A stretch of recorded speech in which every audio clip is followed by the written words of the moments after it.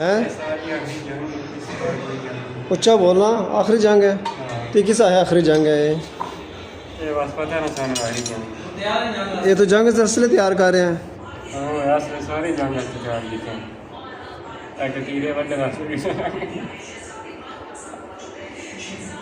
नजर आ रही थी ओए नजर आ रही थी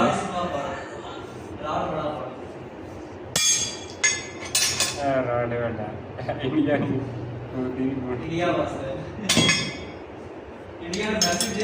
इंडिया मैसेज दे कोई इंडिया से मैसेज दे इंडिया से एक माजना मुतर भी ना इन्हें क्या करना है माजना मुतर भी के समझ में माजरा पे फौजी बॉर्डर पे जाकर रोला जाने इन्हें क्या करना ते तू ये कहना असला तैयार कर रहे थे जान वास्ते सारे व्यवस्था एटमां तेरियां